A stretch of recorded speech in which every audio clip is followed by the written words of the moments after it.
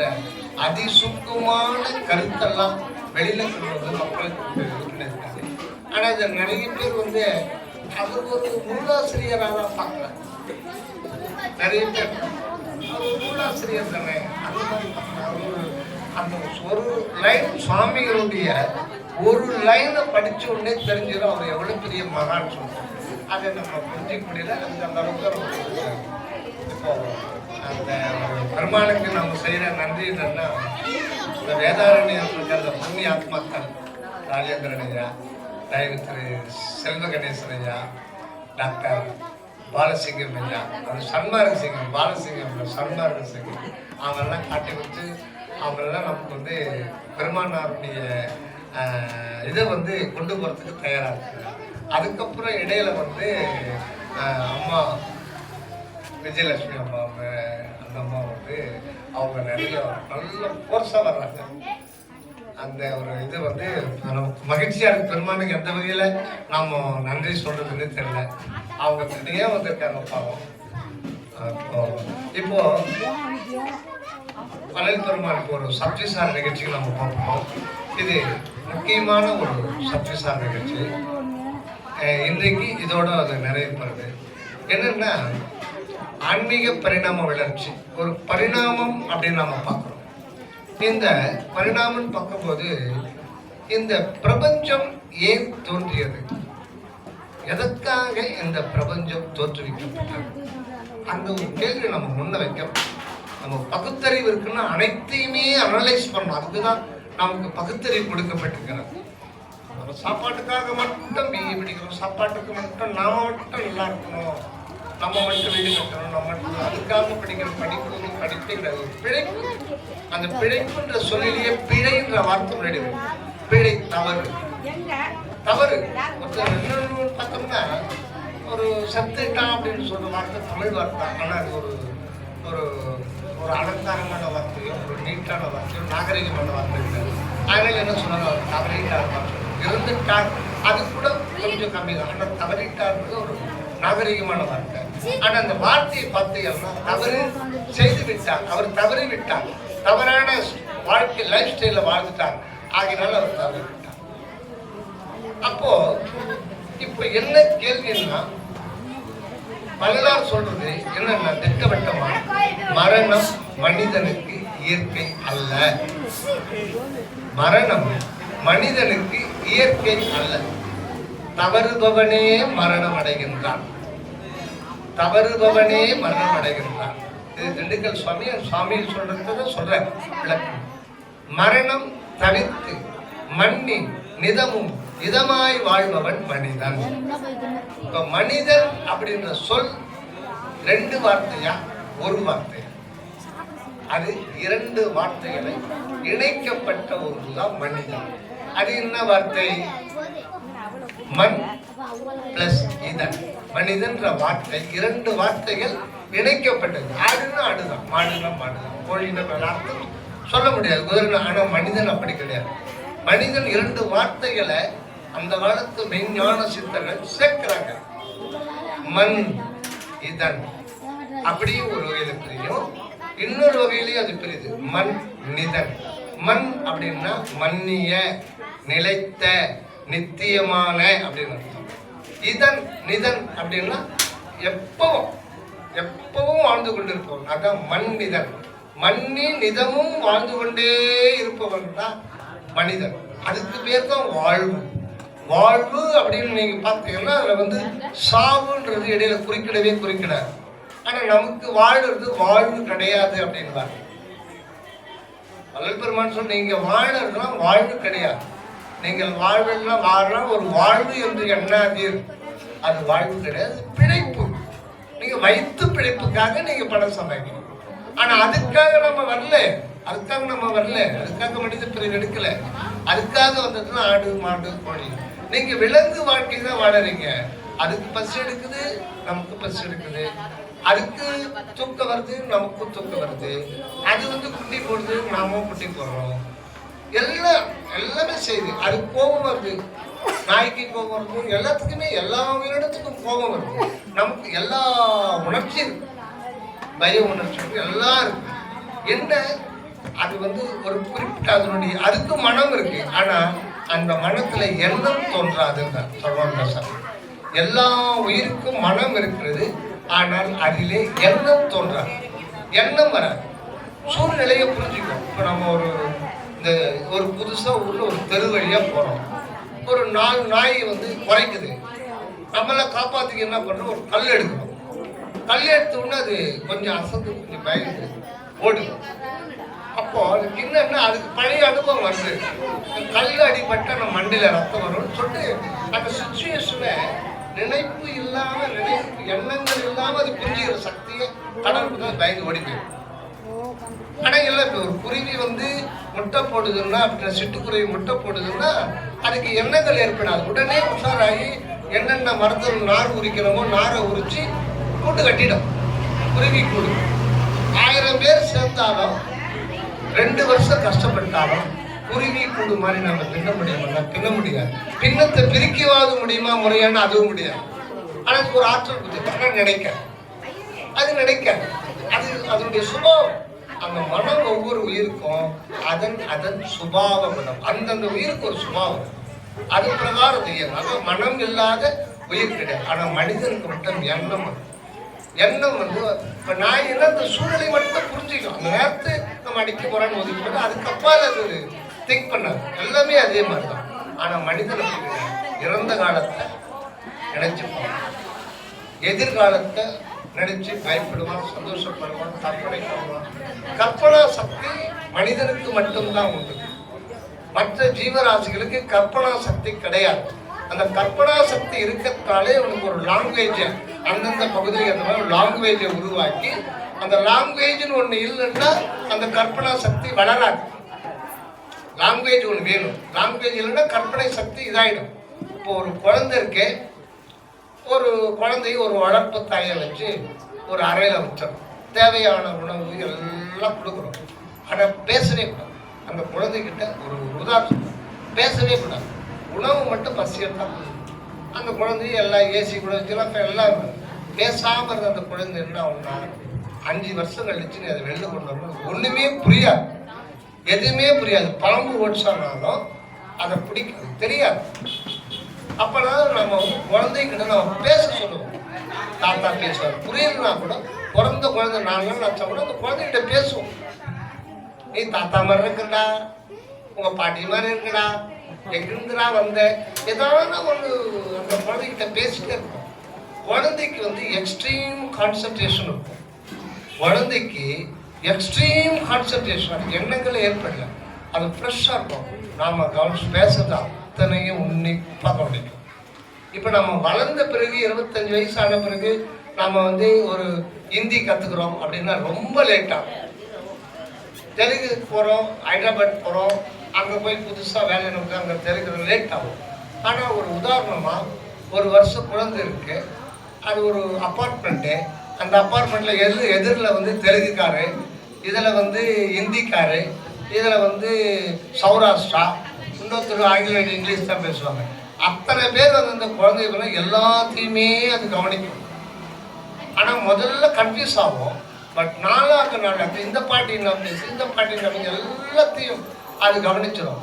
அப்புறம் 3 வயசுல பார்த்தீங்கன்னா 4 லாங்குவேஜ் பேச முடியாது. நான் ஏன்னா குழந்தை பருவத்தில் எக்ஸ்ட்ரீமான ஒரு இது உண்டு. எதுக்கு சொல்லிட்டா மனத்துக்கு அவ்வளோ பெரிய சக்தி. இப்போ அந்த கற்பனா சக்தியை வச்சுட்டு தான் மனிதன் வந்து எல்லாத்தையுமே அனலைஸ் பண்ணணும். எதுக்கு சொல்றேன்னா, இந்த பிரபஞ்சம் ஏன் தோற்றுவிக்கப்பட்டது அதை கேட்கணும். ஏன் இந்த உலகம் ஏன் படைக்கப்பட்டது, யாரால் படைக்கப்பட்டது, என்ன காரணத்துக்காக படைப்பதுதான். இப்ப நான் யாரு, எங்கிருந்து வந்தேன், நான் செத்த பிறகு அதோட என்னுடைய லைஃப் க்ளோஸா, அதுக்கப்புறம் எனக்கு வாழ்வுன்னு கிடையாதா. இப்ப நான் பிறக்கிறேன்னா நான் எதனா பிளான் பண்ணனா தெரியாது. இது திடீர், இந்த வாழ்வு எனக்கு திடீரென்று நேர்ந்த ஒரு சம்பவம். நான் எதிர்பார்க்காத ஒரு சம்பவம் தான். நான் வந்து எந்த ப்ரீ பிளானிங் பண்ணல, திட்டமிடலை. இன்னாருக்கு மகனா பிறக்கணும்னு அதை பற்றி எனக்கு எதுவும் தெரியாது. நான் கடவுள்கிட்ட வேண்டேன். இது ஒரு ஜஸ்ட் ஒரு இன்சிடென்ட். நானே எதிர்பாராத ஒரு இன்சிடென்ட் ஒரு நிகழ்ச்சியாக நிகழ்ந்து விட்டேன். நான் எதிர்பார்க்கல, வந்து போறேன். எப்படி வந்தேன் அதை ஆராய்ச்சி, அதை ஆய்வு, அந்த ஆய்வு. அப்புறம் எனக்கு ஒரு எண்ட் பாயிண்ட் வரும். ஒரு குறிப்பிட்ட காலத்தில் இறந்து போகிறேன். ஏன் இருக்கிறேன்? இறந்த பிறகு அவர் தானே என்னுடைய இதே க்ளோஸ் ஆகும். அப்படி க்ளோஸ் அதோட என்னுடைய வாழ்வு முடிஞ்சிச்சுன்னா நான் எப்படி வேணாலும் வாழலாமே. ஐயா வந்து 1 கோடி ரூபாய் வச்சுன்னு இருக்காரு. நான் பக்கத்து வீட்டுக்காரன், எனக்கு வருமானம் இல்லை. ஐயா இல்லைன்னா நான் கொள்ளடிச்சிடலாமே. என்னுடைய வாழ்வு அதோட க்ளோஸ்னா பாவ புண்ணியம் இல்லையே. அது பாவம் என்ன சொன்னார், பாவமான என் வாழ்வு க்ளோஸ் ஆகிட்டு சேஃப்டியாக இருந்துக்கிட்டு உங்கள் பணத்தெல்லாம் சொல்லி இருந்துக்கலாமே. அப்புறம் பாவ புண்ணியமே இல்லையே. இப்போ கடவுள் மறுப்பு கொள்கையாளர்கள் பிறந்து மறுபிறப்பை ஒத்துக்க மாட்டாங்க. மறுபிறப்பை ஒத்துக்க மாட்டாங்க. ஆடு அடிச்சு சாப்பிடலாம், மாடு அடிச்சு சாப்பிடலாம், என்னென்னமோ பண்ணலாம். ஆனால் பேச்சுல மனித நேயம் தான். மனித நேயம் தான். ஏன் மனித நேயம் கொடுத்தா? ஆடு மாடு அடிச்சு சாப்பிட்டா அதெல்லாம் ஒன்றும் பாவம் இல்லை. அந்த பாவம் மறுபிறப்புக்கு வராது. எல்லாத்தையும் மறுக்கும் போது உனக்கு எதுக்கு நேயம்? யார் பணத்தையாவது நீ கொள்ளடிச்சு எப்படி ஒன்றாலும் போலாமே இல்லைங்களா? மறுபிறப்பு ஒண்ணு இல்லை, பாவ புண்ணியம் இல்லைன்னு அவங்க நம்ப மாட்டேங்கிறாங்கன்னா அப்ப எப்படி ஒன்றாலும் மனிதன் படைக்கலாம். அப்போ அவங்களுடைய கொள்கை வந்து தவறான கொள்கை. கடவுள் இல்லை, கடவுள் இல்லவே இல்லை, கடவுள் நம்புவன் முட்டாள், கடவுளை கற்பித்தவன் காட்டுமிராண்டு, இப்படியெல்லாம் சொல்லி வந்து நமக்கு என்ன இருக்குதோ அதை வந்து மற்றவங்களுக்கு சொல்ல அந்த ஒரு அதை பரப்புறதுனால என்ன சமுதாயத்தில் பல கேடான ஒழுக்கங்கள். ஆனால் இதே வந்து இஸ்லாத்தில் சொன்னால் கையை கால வெட்டிடும், நாக்க அறுத்துடுவோம். கிறிஸ்டினில் பண்ண முடியாது. ஆனால் நம்ம எல்லாம் ஃப்ரீயாக விட்டுறாங்க. அதனால என்ன ஒன்றா பேசுகிறாங்க. சரி, அதை விட்டுடுங்க. இப்போ நம்ம மேட்ருக்கு வரோம். இப்போ என்னன்னா இந்த பிரபஞ்சம் ஏன் தோன்றுச்சு இதை நம்ம சிந்திக்கணும் தினசரி. நாம் யார், நான் யார், இதை பற்றி தெரிஞ்சுக்கணும். இவ்வளோ கேள்விகளுக்கும் ஒரே ஒரு பதில் வந்து வள்ளல் பெருமான் சொன்னாரு. இந்த பரிணாமம், உயிர்கள் தோன்றுது, முதல்ல தோன்ற உயிரினும் அருகம்பு. அதுக்கு முன்னாடி எத்தனையோ யுகங்களா வந்து வெறும் வெட்ட வெளிதான் இருந்துதான். உலகம் வந்து 17,000 கோடி ஆண்டுகளுக்கு முன்னாடி ஒன்றும் இல்லை, வெறும் வெட்ட வெளி, ஒளி இல்லாத இருள்மயமான ஒரு வெட்ட வெளி இருந்தது. இப்ப விஞ்ஞானிகள் என்ன சொல்றாங்கன்னா, ஒன்றும் இல்லாத இந்த இடத்துல இருந்து ஒரு பார்ட்டிகள் எப்படி தோன்றும், ஒன்றுமில்லாத இடத்துல இருந்து ஒரு அணு எப்படி தோன்றும். அணுன்னா அந்த புரோட்டான், நியூட்ரான், எலக்ட்ரான். சூரியன் தோன்றுதுன்னா அது ஃபுல்லாவே காற்று மண்டலம், வாயு மண்டலம், ஹைட்ரஜன். ஹைட்ரஜன்றது அதுக்கு ஒரு அணு எடைன்னு இருக்கு. புரோட்டான், நியூட்ரான், எலக்ட்ரான், இந்த பார்ட்டிகள் இது எப்படி ஒன்றுமில்லாத வெட்ட வெளியிலிருந்து இது எப்படி தோன்றுச்சு? ஆனா அதை கண்டுபிடிக்க முடியல. ஏன்னா அவங்க வந்து இது வந்து இந்த உண்மை வந்து பகுத்தறிவுக்கு அப்பால அருள் அறிவுக்கு மட்டும்தான் அது புலப்படும். 7வது மெஞ்ஞானத்துக்கு மட்டும்தான் அது புலப்படக்கூடியதுனால அது அவங்களுக்கு மேல அது ஒன்றும் பண்ண முடியல. அந்த வெட்ட வெளியில என்ன இருந்ததுன்னு கண்டுபிடிக்க முடியல. ஆனா நம்ம மெஞ்ஞானிகள் அந்த வெட்ட வெளியில அதுக்கு காரணமான ஒன்று இருந்தது. அதுதான் அன்பு தத்துவம். இயற்கையா இருக்கிற ஒரு அன்பு தத்துவம். தத்துவம் அப்படின்னு சொல்றாங்க, ஒரு சத்துப்பொருள். அது சத்துப்பொருள். அது ஒரு நித்திய அனாதி இருக்கும். அது எப்பவுமே இருந்து கொண்டிருப்பதான் ஒரு அற்புதம். அது இந்த இடத்துல இதுதான் இந்த இடம். இப்போ ஆமா, இங்க வாங்க, சின்ன கேள்வி கேட்கிறேன். வானத்தை பார்த்திருக்கியா? ஆகாயம் சொல்றேன், ஸ்கை பார்த்திருக்கியா? எனக்கு காட்டுங்க, காட்டுங்க. எங்க இருக்கு? இதுதான், இதெல்லாம் பள்ளிக்கூடத்தில் சொல்லிட்டு ஆகாயம்னா மேலதான். இதெல்லாம் ஆகாயம். உண்மையில ஆகாயத்தெல்லாம் கண்ணால நம்ம பார்க்கணும். இதெல்லாம் ஆகாயம், ஸ்கை. இப்போ மேலே பார்க்கறது ஏன் ஆகாயம்னா, கடவுள் அந்த மாதிரி ஆகாயத்தை பற்றி தெரிஞ்சுக்கிறதுக்காக மேலே வந்து காற்று மண்டலம் இருக்கு, அதில் மேகம் தோன்றும். அந்த ஒளியானது, சூரிய ஒளியானது, அது விப்ஜியான்னு சொல்லுவாங்க. அதில் வயலட் ரேஸ், ப்ளூ ரேஸ் மட்டும் ஷார்ட் வேவ் லென்ஸ், அதாவது குறைந்த அலை நீளமுடைய ஒளி அலைகள், அது மட்டும் அந்த நீர் திவலைகளில் அதனுடைய கலரை பரப்பிடும். அதனால நமக்கு அந்த இடம் வந்து ஸ்கை வந்து நீல நிறமாக காட்சி கொடுக்கும். மற்றபடி வானத்துக்கு வானம்ன்றது எல்லா வானம் இல்லாத இடமே கிடையாது. எல்லா இடத்திலும் இருப்பது வானம். இது வந்து நம்ம அண்டர்ஸ்டாண்ட் பண்ணணும். ஐயா நீங்க வாங்க. இது ஒரு சின்ன சின்ன இதுல வந்து பல கருத்துக்கள் கிடைக்கும். இப்போ நீங்க ஒரு வடலூர்ல வந்தீங்க, பஸ்ல வந்தீங்களா? வந்தீங்க சரி. இப்போ ட்ரெயின்ல சில பேருக்கு ஓரமா உட்காந்தா பிடிக்கும். ஏன் சொல்லுங்க? காற்று. அந்த காற்று ஓரமா உட்காந்து ஏன் வருது? ஒரு அழுத்தம் என்ன பஸ்ஸில் போடுற ட்ரெயின் பஸ்ஸில் போடுறதா பஸ்ஸில் வந்துங்க காற்று நல்லா ஒரு எம்டி ஸ்பேஸ்ல வந்து அழுத்தம் கொடுத்தா அந்த எது எங்க அழுத்த முடியுங்க? எல்லாருக்கும் புரியுற மாதிரி பஸ் போகுது. பஸ் போனோம்னா காத்து வழிவிடணும். பஸ் போகும்போது காத்து வழிவிட்டாதான் பஸ் போகும். அப்ப காத்து வழிவிடும் போது ஜன்னல் ஓரமா அது வழியும். அதனால காத்து வரும். அப்போ காற்றானது விலகணும். அது காற்று விலகினாதான் ஒரு பொருள் போக முடியும். இப்போ ஒரு பானை இருக்கு. அந்த பானையில நீங்க தண்ணி ஊற்றுறீங்க. தண்ணி ஊற்றுறதுக்கு முன்னாடி அதுக்குள்ள எதனா ஒரு பொருள் இருந்ததா? எம்டியான பானை.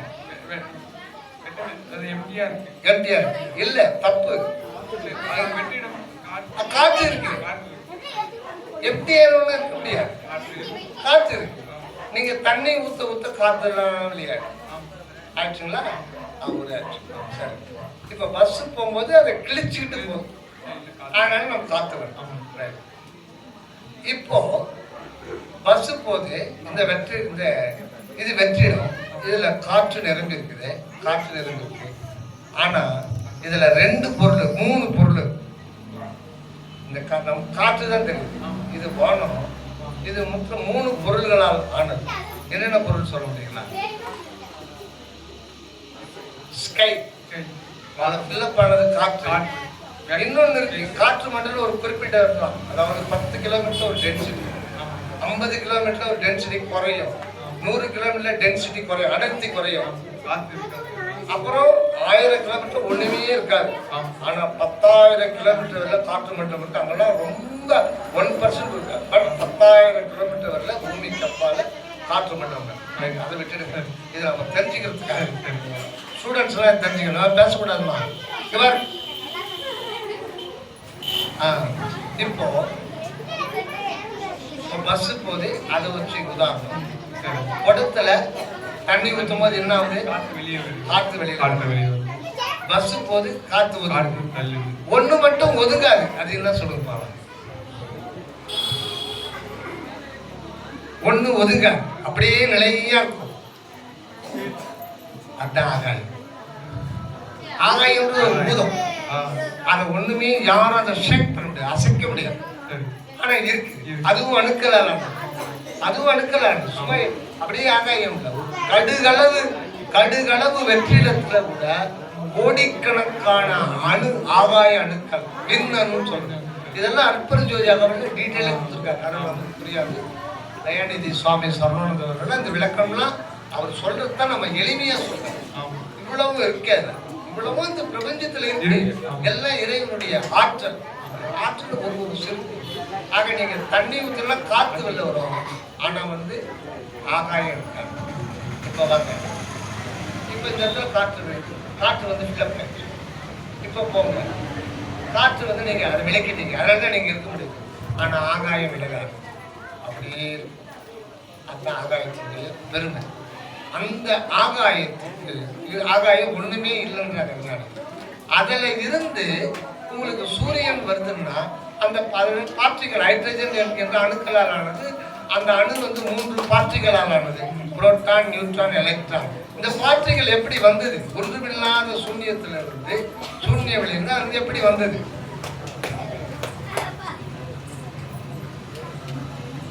அங்கதான் சயின்டிஸ்ட் தவறு பண்றது.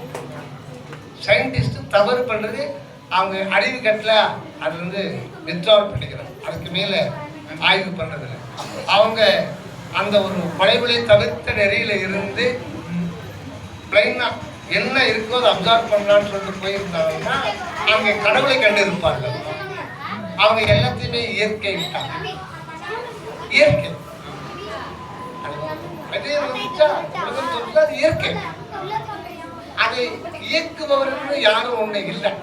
விஞ்ஞானிகளும் ஒரு கடவுள் மறுப்பு கொள்கையாளர்கள் தான். விஞ்ஞானிகள் அமைப்பு சாரா கடவுள் மறுப்பு கொள்கையாளர்கள். அப்படி இருந்திருந்தா இன்னைக்கு போர்ஷனை வேற மாதிரி இருந்திருக்கும். நம்ம எல்லாருமே மரணம் இல்லா பெருவாழ் வாழ்ந்துகிட்டு இருக்கோம்.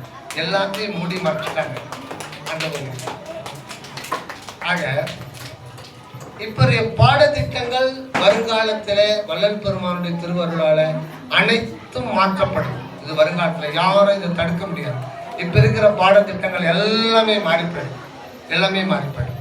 இப்போ எல்லாத்தையுமே வள்ளல் பெருமான் அப்புறம் நம்ம அந்த ஒரு இதுல வந்துச்சு, அதை நாளைக்கு வச்சுக்கலாம். இப்போ வள்ளல் பெருமான் கடைசியில 1873ஆம் ஆண்டு கடைசியில வந்து முதல்ல சன்மார்க்க கொடி யாத்திரை, நம்ம சங்கத்துக்காக சன்மார்க்க கொடின்னு சொல்லிட்டு மேல மஞ்சள், 1/4 பாகம் மஞ்சள், 3/4 பாகம் வெண்மை. அதுக்கு ஒரு காரணம். ஏன் பாதி வைக்க கூடாதா, அல்லது மொத்தமே மஞ்சளா வைக்க கூடாதா, அல்லது மொத்தமே வெள்ளையா வைக்க கூடாதா? ஏன் 1/4 பாகம் மஞ்சள் அதுவும் மேல வச்சிருக்காங்க, 3/4 பாகம் வெள்ளை கீழே வச்சிருக்காங்க? இதுக்கெல்லாம் ஒரு காரணம் இருக்கு. அதெல்லாம் நம்ம தெரிஞ்சுக்கப்போம், நாளைக்கு அதை தெரிஞ்சுக்கப்போம். இப்போ வள்ளல் பெருமான் இந்த கொடியை பேசாம இருக்கணும், பேசுறதுனா வெளியில் போயிருக்கணும், எல்லாரும் டிஸ்டர்ப் ஆகிடும். வள்ளல் பெருமான் கடைசியில் வந்து ரத்தின சுருக்கமாக மனித சமுதாயத்துக்கு செய்த உபதேசத்தின் பேரு மகா உபதேசம் அல்லது பேருபதேசம். அதை எப்போ செய்கிறாருன்னா அந்த கொடியை ஏற்றிட்டு, சன்மார்க்க கொடியை ஏற்றிட்டு புதன்கிழமை நினைக்கிறேன், புதன்கிழமை காலையில் 8 மணிக்கு ஆரம்பித்து 12-1 மணிக்கு தான் முடிக்கிறாரு. அதுதான் வள்ளல் பெருமான் செய்த கடைசி உபதேசம். அதில் எல்லாத்தையும் போட்டு உடைச்சிட்டான் மொத்தத்தையும்.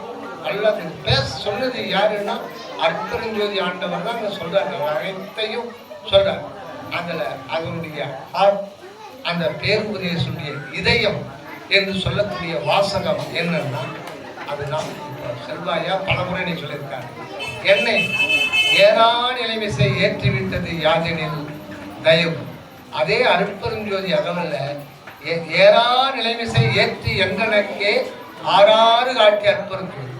ஏறா நிலைமிசை ஏற்றி என்றனக்கே 6 காட்டி அற்புதஞ்சோதி. அந்த இடத்துல என்னை ஏறால் ஏற்றி விட்டது அற்புதஞ்சோதி என்றார். ஆனா இங்க கடைசியில என்ன சொல்றாருன்னா, என்னை ஏறால் ஏற்றி விட்டது யாதெனில் தயவு. எல்லாத்தையுமே மொத்தத்தையுமே 3 எழுத்துக்குள்ள கொண்டு வந்துடுறான். இதுல வந்து ஒட்டுமொத்த ஆன்மீக பரிணாமம் அத்தனையுமே முதல்ல எப்படி மனிதன் வந்து மனிதனுடைய மனதில் கடவுள் சிந்தனை தோன்றியது, எப்படி சமய மதங்கள்லாம் உருவானது, என்னென்ன மார்க்கங்கள், அது யோக மார்க்கங்கள், அடயோகம் என்னென்ன இருக்குது, எப்படிலாம் உருவாகுது, அவங்க அடைந்த நிலை என்ன, அவங்கெல்லாம் என்ன நிலை இருக்கிறாங்க, இப்போ முடிவானது என்ன அப்படின்றத கடைசியில் 3 எடுத்து சொல்லிட்டாரு. இந்த தயவுன்ற வார்த்தை எப்போ தமிழ் தோன்றியதோ 50,000 வருடமோ அதை கணிக்க முடியாது. எப்பத்திலிருந்தோ தோன்றிச்சு.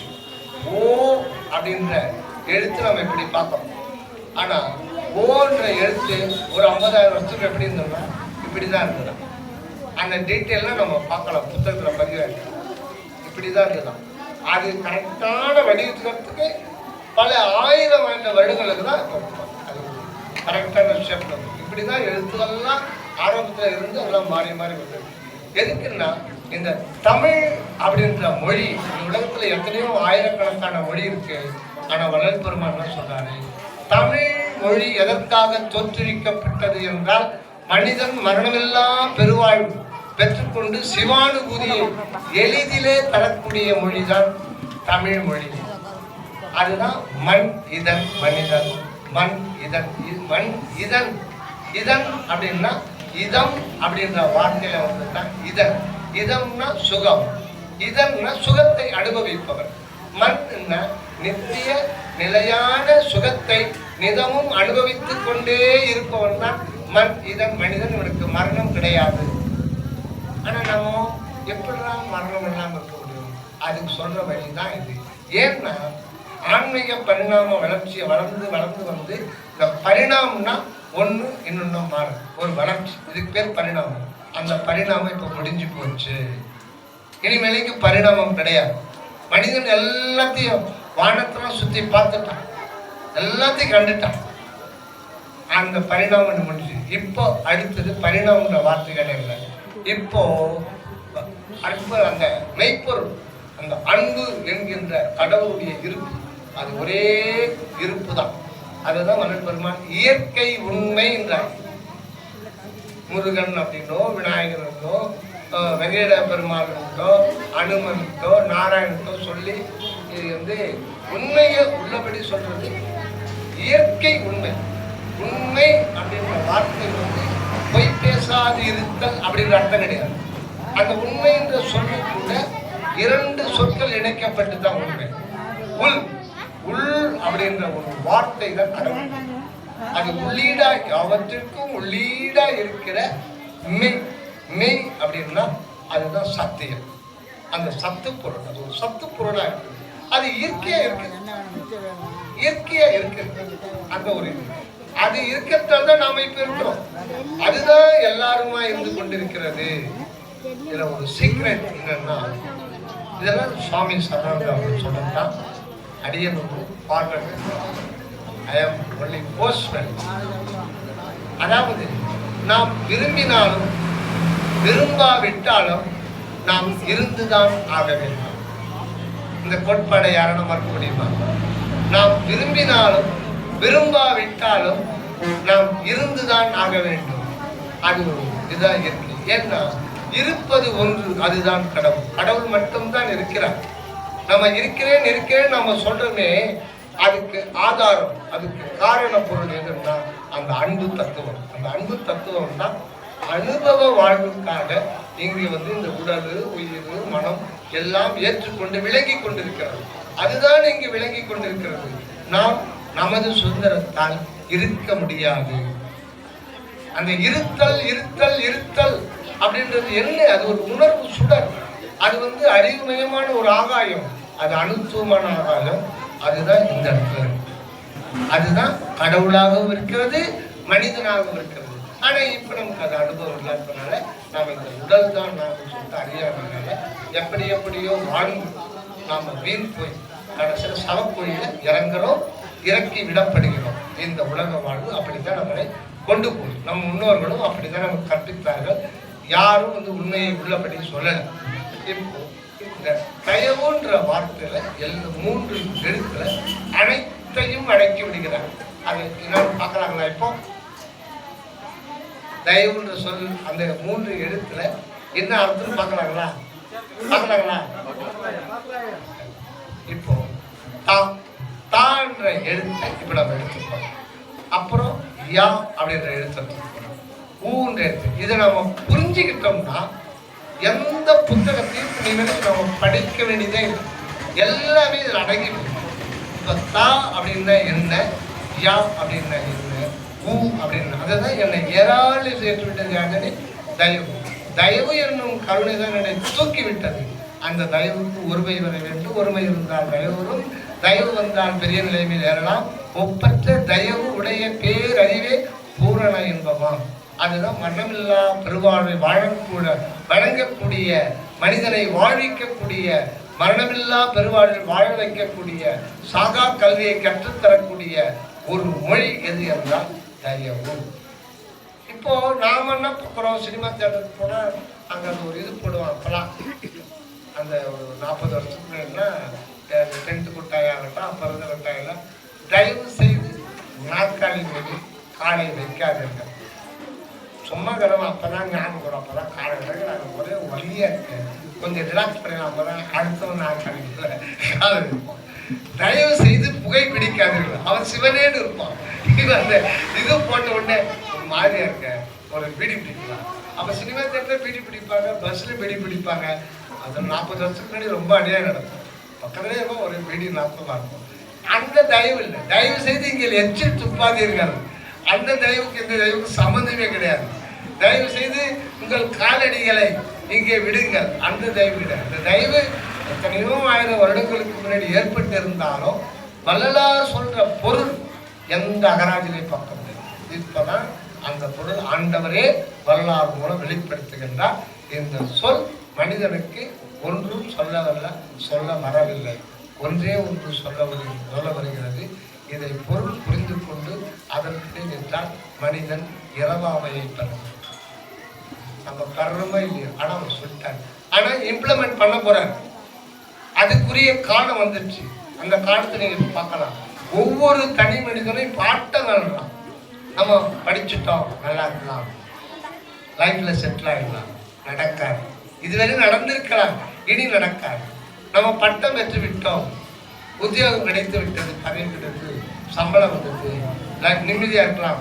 இதுக்கு முன்னே நடந்திருக்கலாம், இனி நடக்காது. நம்ம பங்களா வாங்கலாம், கார் வாங்கலாம், நடக்காது. பல வியாதிகள் பிடித்துக் கொள்ளும், பல தடைகள் வரும். காரணம் என்னன்னா, நீ வந்த வேலை என்ன என்பதை மறந்து விட்டாய். இறைவன் விடமாட்டான். ஏன்னா இது அவருடைய சொத்து. இது அவருடைய சொத்து, நம்முடைய இல்லை. இந்த தேகத்துல ஒருத்தர் வாழல, நீ மட்டும் வாழ. இறைவனும் வாழ்ந்து கொண்டிருக்கிறான். அவருக்கு தேவை மரணம் இல்லாது வாழ வேண்டும். அவருடைய உடம்பு, அவரை தன்னை ஒளிவிடமாக மாற்றிக்கொள்ள வேண்டும் என்பதுதான் அவருடைய நோக்கமாக இருக்கு. ஆக இனிமேலுக்கு ஆண்டவர் தனது நோக்கத்தை இந்த சமுதாயத்தில் நிறைவேற்றிக் கொண்டிருக்கின்றார். அந்த ஒரு ஆண்டவருடைய நோக்கம் தான் மரணமில்லா பெருவாழ்வு. அதனால மனித சமுதாயத்துல இனி தேவை இல்லாதவையெல்லாம் துடைக்கப்படும். ஒரு வார்த்தை அதை நாம புரிஞ்சுக்க வேண்டியதுதான். எந்த மாதிரி அழிவரும் சொல்ல முடியாது. ஒவ்வொரு தனி மனிதனும் பிறக்கின்ற 25வது 2025 இதெல்லாம் 67 வருஷத்துக்கு முன்னாடி சுவாமிகள் சொல்லியிருக்காங்க. நீ வருங்காலத்துல மனிதர்கள் சொல்லக்கூடாது, சபையில சொல்லக்கூடாது. மனிதன் நிம்மதியா இருக்கக்கூடாது. பலவிதமான நோய் நொடிகள், பலவிதமான கடும் சோதனைகளால் துன்பப்படுவான். காரணம் அவன் வாழ்வு நேரான வழியில் தான் எதற்காக வந்தோம் என்பதை சிந்தித்து பார்க்கவே இல்லை. அவருடைய நோக்கம் எல்லாம் நான் நல்லா இருக்கும், இந்த உடல் சார்ந்த சுகத்தை மட்டும்தான் நாம் எதிர்பார்க்கிறோம். அப்ப எதுக்கு நமக்கு இந்த அறிவு கொடுக்கப்பட்டிருக்கிறது? இவ்வளவு வேலைப்பாடுகள்லாம் ஆண்டவர் செய்கிறோம். நம்ம சிந்திப்பதில்லை, பகுத்தறிவை நாம் உபயோகப்படுத்துவதில்லை. அதனால உலகம் தாறுமாறாக போயிடுச்சு. அணுகுண்ட கண்டுபிடிச்சா இன்னைக்கு கடல், உலக சமுத்திரம் எல்லா இடத்துலையும் எல்லா நாடுகளும் அணுகுண்டை நிப்பாட்டி கொண்டாந்து வச்சுட்டான். நீங்க யூடியூப்ல பார்க்கலாம். அணுகுண்டை கொண்டு வந்து அவன் பங்குக்கு தயாராக இருக்காங்க. அமெரிக்காவில் சுவிட்ச் போட்டோம்னா உலகத்தை அழிக்க முடியும். ரஷ்யாக்காரன் சுவிட்ச் போட்டோம்னா ஒரு நிமிஷம் உலகத்தை அழிக்க முடியும். மொத்தமே 100 அணுகுண்டு இருந்தா போதும். ஆனா அவன் 10,000 அணுகுண்டு வச்சிருக்கான். இப்ப எல்லாம் நிப்பாட்டிட்டான், ரெடியா. எவனாவது தவறி சுவிட்ச் ஆஃப் போட்டு இது பண்ணிட்டான்னா கூட சரி, 10 நிமிஷம் உலகம் பஸ்மப்படும். அதுல யார் சன்மார்க்கத்தை பிடித்துக் கொள்கிறார்களோ அவர்களை ஒன்றும் பண்ண, யார் அகநிலைக்கு வருகிறார்களோ எந்த ஒரு தீங்கும் அவர்களை வருகிறார். அதனால இப்ப நமக்கு கொடுக்கப்பட்ட எச்சரிக்கை என்றால் நாம் அகம் திரும்ப வேண்டும், நமது சுயத்தை உணர வேண்டும். நாம் அந்த மெய்ப்பொருள் வண்ணமாக இருக்கிறோம், நாம் அன்பு தத்துவமாக இருக்கிறோம், நாம் அழிவற்றவன், நாம் அனாதியானவன், எனக்கு அன்பு வடிவம், அது நான் நித்திய ஆன்ம சொருபியானவன், ஆனந்த வடிவானவன் என்பதை நாம் உணர்ந்து கொண்டால் நமக்கு எந்த தீங்கும் இல்லை, எல்லாம் நன்மையாக முடியும்.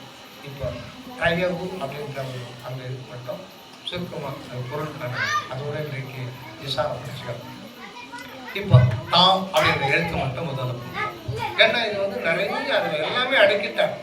அதை வள்ளல் பெருமான் சர்வானந்த சுவாமிக்கு காட்சி கொடுத்து அவர்கிட்ட அவர் உள்ள புகுந்து நீ தயவு பற்றி சொல்லினேன் அப்படின்னு ஆணை செய்த பிறகுதான் அவர் வள்ளல் பெருமானே வெளிப்படுத்துறார். திருவருட்பா மற்றும் இல்லை, சர்வானந்த சுவாமி சொல்ற அத்தனையுமே திருவருட்பா. நம்ம நம்முடைய சிற்றதை வச்சுட்டு நம்ம அதை ஆராய்ச்சி பண்ணும்போது நமக்கு எதுவுமே விளங்க ஒரு 1/2% 1/4% உண்மைதான் விளங்குது. சுவாமி தயானந்த சரவண சாமி மூலமாக தான் நம்ம சன்மார்க்கம்னா என்ன, வள்ளல் பெருமான் வகுத்த அந்த சன்மார்க்கம் எப்படி போறது, டெக்ஸ்ட்ல தான், ப்ராக்டிக்கல இன்னும் வரல.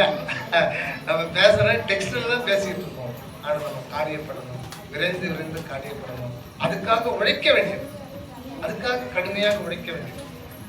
அந்த கடுமையான உழைப்புன்னா நம்ம மனதை சமப்படுத்தி எண்ணங்கள் அற்றங்களை குரு மத்தியிலே நம்ம சிந்தனை செலுத்தி எந்த கடமை செய்தாலும் இங்கிருந்து கொண்டு கடமையாற்றுகிறதா நம்மால். அந்த ஒரு ஐயா வந்து எனக்கு ஒரு கடிதம் போட்டார், ஒரு 30 தொட்டு விடும் தூரம்தான் மரணமில்லா பெருவாழ்வு விட்டு விடாது. தொட்டு விடும் தூரம்தான் மரணமில்லா பெருவாழ்வு மனிதா விட்டு விடாது. ஏமாந்து விடாது முடியும்.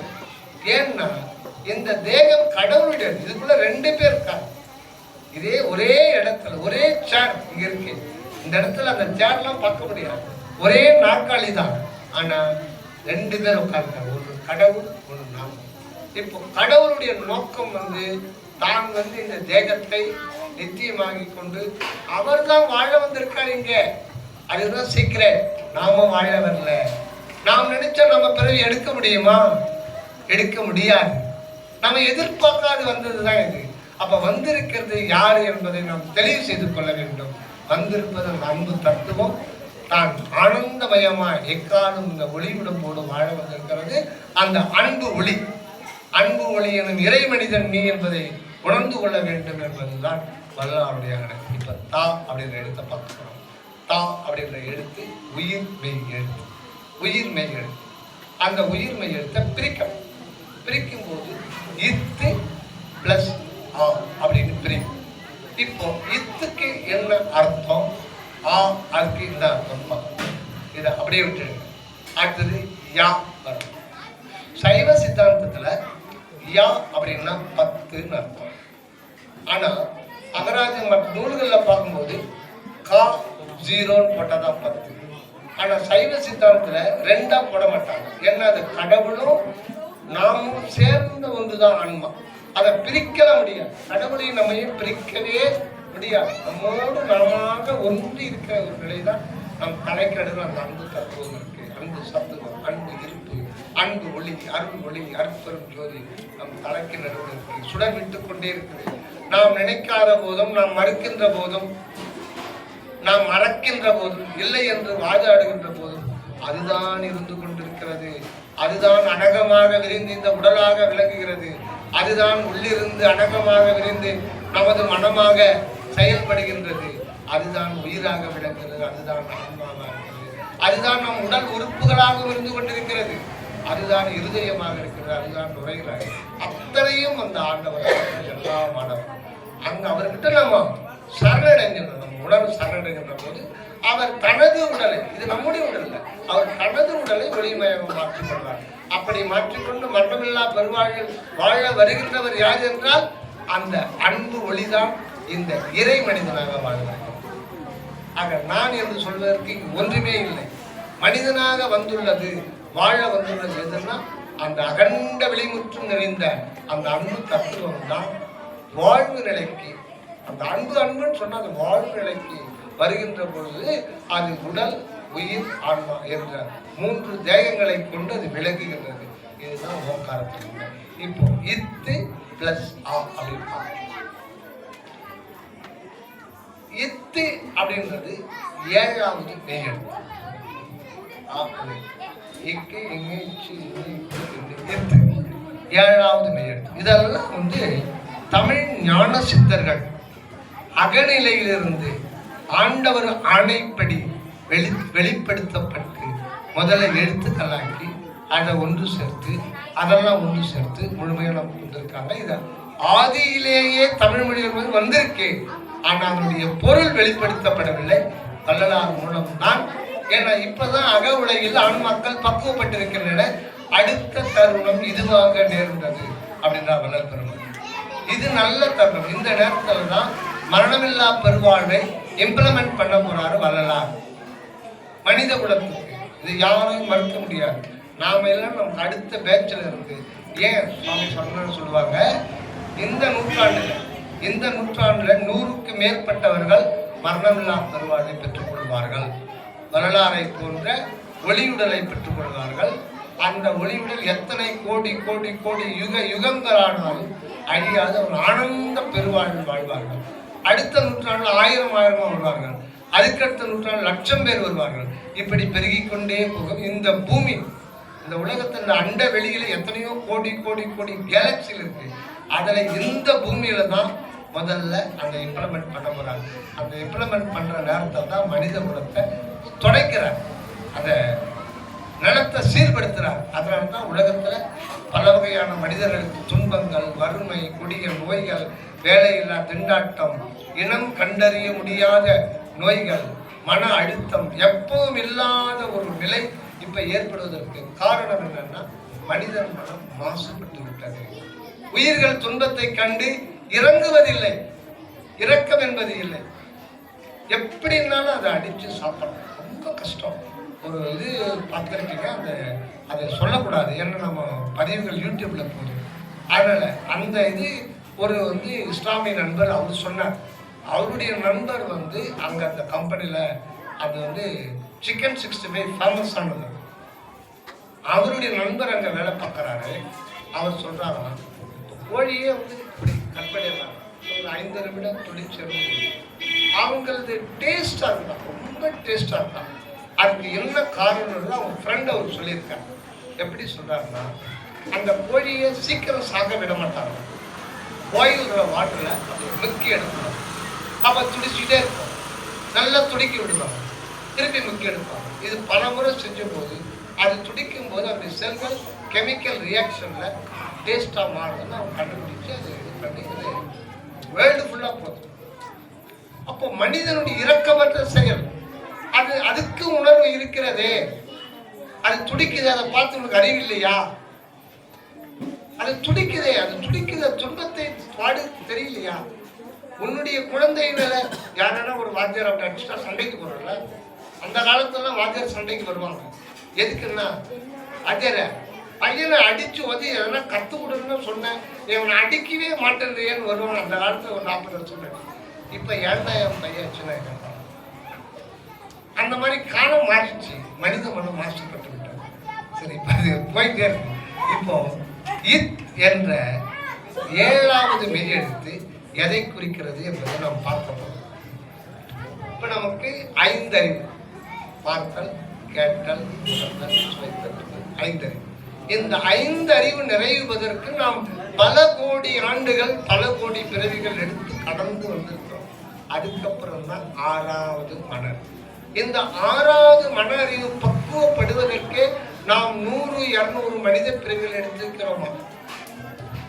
ஒரு கண்ணில்லாத ஒரு பிறவிலேயே கண்ணில்லாதவன் எப்படி கஷ்டப்படுறாரு நாம் பார்க்கணும். ஐயோ பாவம்.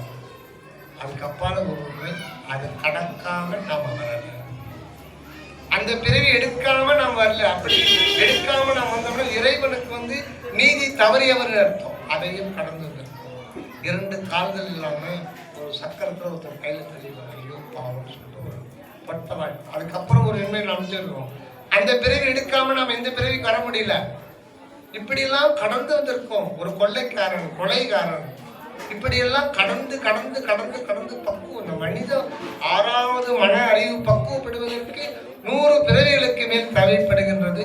சன்மார்க்க பெரியவர்கள் சொல்லுகிறார்கள். அவளெல்லாம் கடந்து வந்திருக்கோம். அப்புறம்லாம் நமக்கு இந்த மனித பிறவி கொடுத்திருக்குன்னா, இந்த மனித பிறவியை நம்ம போற்றிக்கொண்டு எப்படி அந்த மெய்ஞானத்தை பெற வேண்டும் என்பது நமக்கு தெரியும். அதனால ஒரு க்ஷணம் கூட நம்ம டைமை வேஸ்ட் பண்ணணும். அனித்திய வாழ்வுக்கு நம்ம போயிடணும். இப்போ இந்த 6வது அறிவு, அதுக்கு மேல ஒரு அறிவு, அந்த அறிவு தான் நமக்கு சாகா கல்வி. அதுதான் 7வது அருள். அதுதான் மெய்ஞானம். மெய்ஞானமாகி வெளிர்கின்ற மெய்ச்சுடரே, சிவபுராணத்துல மணிவாசக பெருமான் சொல்லுவார். அதுதான் தெருவில் விளையாடி திருந்த சிறியேன் தனக்கே மெய்ஞான சித்தி அளித்த பெருங்கருணை தேவை. அந்த மெய்ஞானம்ன்றதுதான் கடவுளுடைய அறிவு. அதுதான் தனி பெரும் கருணை. அந்த தனி பெரும் கருணையை சொல்றதுதான் அந்த சன்மார்க்க கொடியில கால் பாகம் மேல வரும். இந்த அற்பெருஞ்சோதி மகாமந்திரம் வேற இல்லை, சன்மார்க்க கொடி வேற இல்லை, தயவு வேற இல்லை. மூணு ஒன்றுதான். அற்பெருஞ்சோதி மகாமந்திரத்தை தெளிவா விளக்கத்துக்கு ஒரு கொடி கொடுத்திருக்காங்க. இது இரண்டுத்தையும் தெளிவா விளக்கத்துக்கு மூணே எழுத்துல இப்போ அற்பெருஞ்சோதி அற்பெருஞ்சோதி தனிப்பெருஞ்சோதி அற்பெருஞ்சோதி மூன்று அற்பெருஞ்சோதி ஒரே ஒரு தனிப்பெருஞ்சோதி. இப்போ சன்மார்க்க கொடியில மேல கால் பாகம் மஞ்சள், முக்கால் பாகம் வெள்ளை. இந்த முக்கால் பாகம் மூணு அற்பெருஞ்சோதியை வைங்க. மேல ஒரு தனிப்பெருங்க. அந்த தனிப்பெரும் கருணைன்றது என்னன்னா அதுதான் அருள் உணர்வு. அதுதான் உள்ளொளியாக நம் தலைக்கு நடுவில் இருந்து அதை நாம் சென்று அடைந்து அதை நாம் உணர்ந்து கொண்டோமையானால் நம்முடைய உடம்பு, உயிர், ஆன்மா இந்த மூணு அற்பெருஞ்சோதியா மாறிடும்.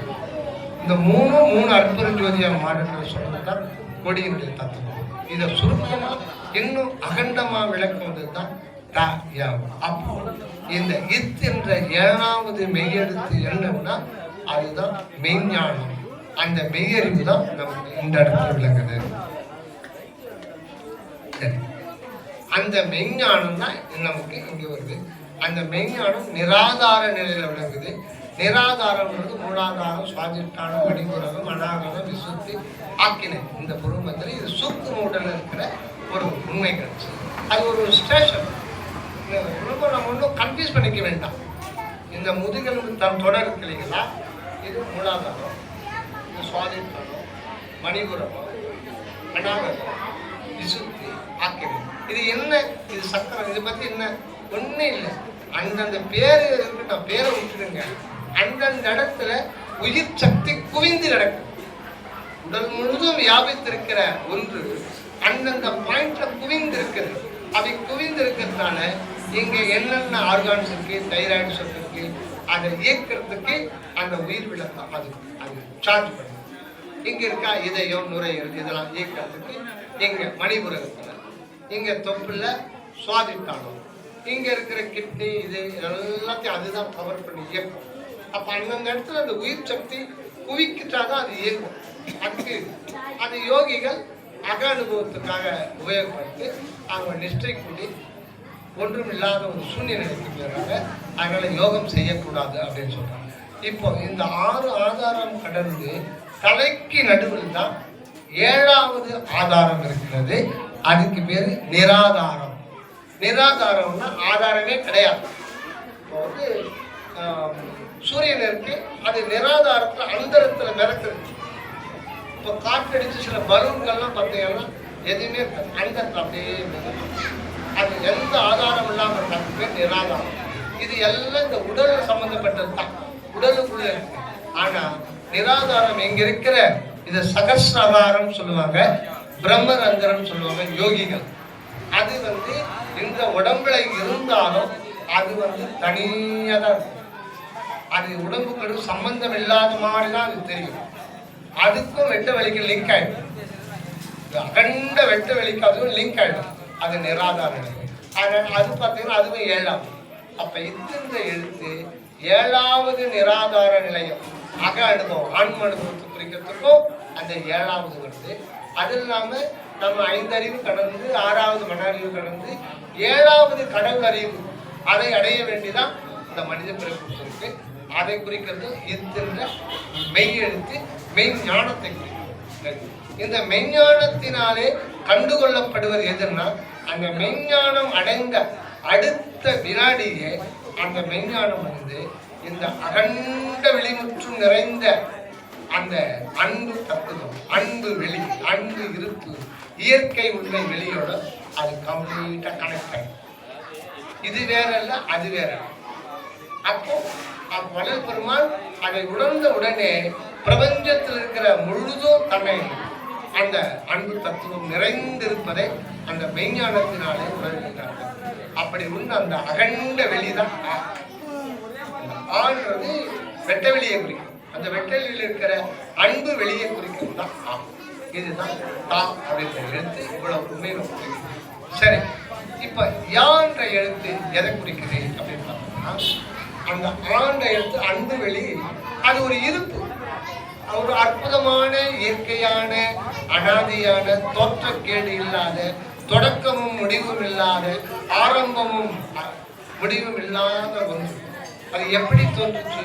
அது தோன்றது என்றென்றைக்கும் இருப்பது, எக்காலம் இருக்கிற ஒரு அன்பு இருப்பது. ஒரு மலைன்னு சொல்லுவாங்க, அது ஒரு மலை. அன்பு என்கின்ற ஒரு மலை, இருப்பு மலை.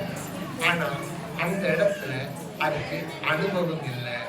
இந்த ஸ்பேஸ்ல இருக்கிறதுக்கு அது இருப்பு மாத்திரமா இருக்கு, அதுக்கு அனுபவம் இல்லை. அதுதான் வாழ்க்கையில நமக்கு பிரச்சனை, அது நம்முடைய பிரச்சனை இல்லை, அது கடவுளுடைய பிரச்சனை. கடவுளுடைய பிரச்சனைன்னா இதை வெட்ட வெளிக்கிற அந்த அன்பு இருப்பு அனாதிகாலமா இருக்கு. அன்புன்னு சொன்னா போதுமா? அந்த அன்பு இருந்தும் இல்லாத நிலை, அது அனுபவத்துக்கு வரலன்னா அது இருந்தும் இல்லாத நிலையில இருக்கு. அதாவது கடவுள் இருக்கிறாரு, ஆனா இருக்கத்தால அவருக்கே பிரயோஜனம் இல்லை, எந்த பயனும் இல்லை. அப்படி ஒரு பொருள், மெய்ப்பொருள் இருந்து என்ன, இல்லாமல் இருந்து என்ன, அப்படி இருக்கிறதுக்கு இறைவன் விரும்ப மாட்டார், யாரும் விரும்ப மாட்டார். ஒருத்தர் எம்பிபிஎஸ் படிக்கிறார், ஒருத்தர் அப்புறம் எம்எஸ் படிக்கிறாரு. அவங்க அப்பா பெரிய கோட்டீஸ்வரர், ஒரு 10,000 ஏக்கர் நிலம் இருக்கு. இவர் வேலைக்கு போனால் மேக்சிமம் 80,000 தான் சம்பளம். ஆனால் ஒரு நாளைக்கு 20 லட்சம் வருமானம் வருதுன்னா அவங்க அப்பா என்ன பண்ணாரு, நீ வேலைக்கு போகாத, நீ போய் கவர்மெண்ட்ல வேலை செஞ்சு கை கட்டி 31,000 வாங்க வேண்டாம். உனக்கிங்க 1000 பேர் இருக்காங்க, ஒரு கல்யாண பத்திரிகையில ஒரு பட்டம் போடணும்னா அவனை படிக்க வைக்க வேண்டி நீ கவர்மெண்ட்ல போய் எங்கேயோ வேலை செஞ்சு கூலி வளர்ந்து அனுப்புற, நீ இதை பார்த்துக்க அப்படின்னா அவர் படிச்ச படிப்பு இல்லாம பிரயோஜனம் இல்லை. அது படிக்காம இருந்திருக்கலாமே. நீ கல்யாண பத்திரிகையில போட்டுக்கணும், என் பிள்ளை எம்எஸ் படிச்சிடான்ற ஒரு காரணத்துக்காக, இவருடைய கருத்துக்காக, அதுக்காக அவன் எவ்வளோ நாளாக கஷ்டப்பட்டு நல்ல மார்க் எடுத்து படிச்சு பிரயோஜனம். அவர் படிச்சு பிரயோஜனம், அது ப்ராக்டிஸ் வரணும். இப்போ எம்பிபிஎஸ் டாக்டர் பார்த்தீங்கன்னா அவர் கவர்மெண்ட் வேலைக்கு தனியாக கிளினிக் வச்சுக்கிட்டா கூட அது குறிப்பிட்ட வருஷம் இருக்கு, கீழே பேர் போட்டுருவாங்க, செல்வ கணபதி, செல்வ கணேசன் எம்பிபிஎஸ், கீழே கவர்மெண்ட் மெடிக்கல் பிராக்டிஸ்னர். அது போடணும். பிராக்டிஸ்னர்னா ப்ராக்டிக்கலாக கொண்டு வர்றாரு, படித்த டெக்ஸ்ட்டை ப்ராக்டிக்கலாக கொண்டு வர்றாரு. அந்த ப்ராக்டிக்கல் நிறைவான பிறகு அது தேவையில்லை. அங்கே அந்த ப்ராக்டிஸர் போடணும், ப்ராக்டிஸ் பண்ணணும். ப்ராக்டிஸ் இல்லாத வெறும் டெக்ஸ்டாக இருக்கிறாரு இந்த இடத்துல. அப்போ ப்ராக்டிஸ் பண்ணுறதுக்காக அவர் யா அப்படின்ற தோற்றம். அந்த யா தான், அந்த யா தான் யான்னா அது 10 அன்பு. அப்போ அதில் 2 இருக்கு, அதை இப்போ 2ஆக பிரிக்கணும். அது என்னன்னா யா அப்படின்ற எழுத்து 10, அது 2ஆக பிரிக்கும். ஆ ஆ, இது 2ம் சேர்ந்துதான். அதை நம்ம அண்டர்ஸ்டாண்ட் பண்ணதுக்காக அதை பிரிக்கிறதுமே ஒழிய அது இயற்கையில யாவாதான் பிரிக்கலாம் முடியாது. கடவுளும் நாமும் இயற்கையில ஒன்றிதான் இருக்கும். ஆனா நம்ம புதுசா கடவுளை போய் அடையணும்னு சொல்ற மார்க்கங்கள் எதுவுமே சரி கிடையாது, மனிதனால் கற்பனை செய்யப்பட்டது. நாம் இயற்கையிலேயே துண்ணும் அனாதியே சூழ்ந்து எனை பிரியாது என் உறவு ஆகிய என் உயிர் உறவே அப்படின்றார். அதனால இறைவனும் நாமும் பிரிந்திருக்க முடியாது, அனாதியாகவே நாம் இறைவனோடு அத்துவிதமாக உள்ளோம் என்ற உண்மையை மறந்துவிட்டு இருக்கிறோம். அதனால மனிதன் இதுவரையில் கடவுளை பிரிந்து இருந்திருப்பதாக நினைப்பதே தவறு. அது முதல் தவறு. பின்பு கடவுளை சென்று அடைய வேண்டும் என்று நினைத்ததும் 2வது தவறு. அதற்காக மார்க்கத்தை வகுத்ததும் தவறு. அதனால்தான் சாதியும் மதமும் சமயமும் பொய் என ஆதியில் உணர்த்தி அற்புதம் ஜோதி. சாதியும் மதமும் சமயமும் காண ஆதியனாக அற்புதம். ஆக வரலாறு சுத்தமாகவும் மனிதனால் ஏற்படுத்தப்பட்டது அல்ல, அற்புதம் ஜோதி ஆண்டவரால் நேரடியாகவே வரலாறு உள்ளத்திலிருந்து வெளிப்படுத்தப்பட்டதுதான் இந்த சுத்த சமயம். இப்போ அந்த அகண்ட விழிக்கிற இறைவன் அனுபவ வாழ்வுக்காக அந்த வாழ்விலே அப்ப அவருடைய தனது இருப்பை இன்ப இருப்பாக மாற்றிக்கொள்ள வேண்டும். அதுக்கு ஒரு உரிய இடம், அதுதான் ஆன்மா. அந்த ஆன்மா தான் இங்கே அதுதான் அது ஆ பிரியும். ஆ என்பது அந்த அகண்ட வெளியில பார்த்தோம் இல்லைங்களா, அதுவே தான் இங்க வருது. அதனால அதே ஆதான் இங்கே வரும். தால ஆ பார்த்தோம்னா அதே ஆதான் இங்க யாவுல இருக்கும். வெளிமுற்றும் நிறைந்த அந்த அன்பு ஒளி அகண்டமா இருக்கிற ஒரு அணு நிலையில் நமக்குள்ள இருக்கு. அதை உணர்வதற்கு, அதை அனுபவிப்பதற்கு ஒரு ஆள் வேணும் இல்ல, அங்கதான் பிரச்சனை வரும். என்ன, இயற்கையில் உள்ளது ஒரே ஒரு பொருள் தான், அது மெய்ப்பொருள் தான், அதுதான் கடவுள், அதுதான் ஒன்றே சிவம் தான் என அறிகின்ற அறிவை தகுமறி. ஆக இறைவன் இருப்பது ஒரே ஒருவர் மட்டும்தான் இருக்கிறார். தன்னந்தனி நின்றது தான் அறிய எல்லாம் ஒருவருக்கு செய்விப்பார். இறைவனுக்கு தனியன் என்ற ஒரு பெயர். அது தன்னந்தனியனாக அனாதி காலமாக அப்படி இருக்கின்ற பொழுது, அவர் தன்னந்தனியனாக இருக்கும் போது அவராலே அனுபவிக்க முடியாது. அப்ப என்ன பண்ற, 2 பேர் வேணும். 2 பேர் இறைவனுக்கு அந்நியமா ஒருத்தர் வர வைக்க முடியாது. அப்ப என்ன பண்றாரு, அவரே இன்னொரு தோற்றம் கொண்டு, அதுதான் உணர்வு, அதுதான் உணர்வு.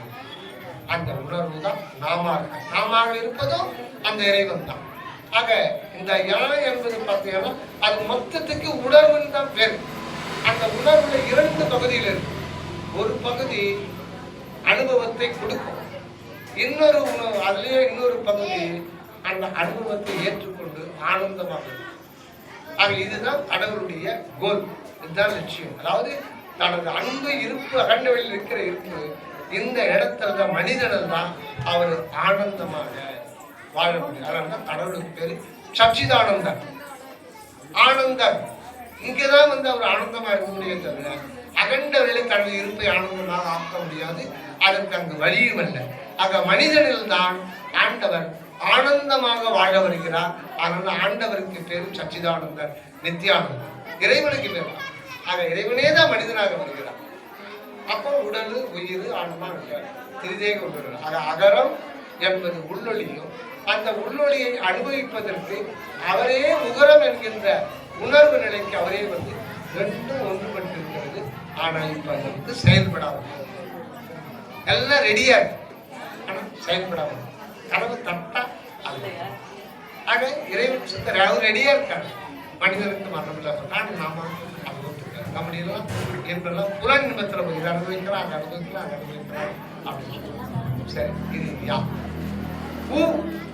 அது என்ன கடைசியில இந்த ஊ அப்படிங்கிறது தமிழ்ல இப்படி வர்ற ஊ எல்லாமே உயிர் எழுத்து வராது. தமிழ் சொல்லல கடைசியில உயிர் எழுத்து வராது. அது உயிர் மெய் எழுத்தா மாறிடும். இப்படிதான் வரணும், ஆனால் அது அப்படி மாறிடும். அப்போ ஊ என்பது என்னன்னா 5வது உயிரெழுத்து. 5வது உயிரெழுத்து எதை குறிக்குதுன்னா அந்த யாவுக்கு உள்ள இருக்கிற ஆ, அதுதான் உள்ளொளி. அதுக்கு பேர் தான் நடராஜர்.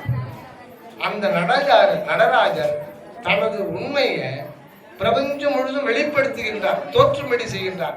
அப்படி பிரபஞ்சமா வெளிப்படும் போதுதான் ஆண்டவனுடைய இருப்பு மனிதனுடைய மெய்யறிவிலே அனுபவப்படுத்த முடியும்.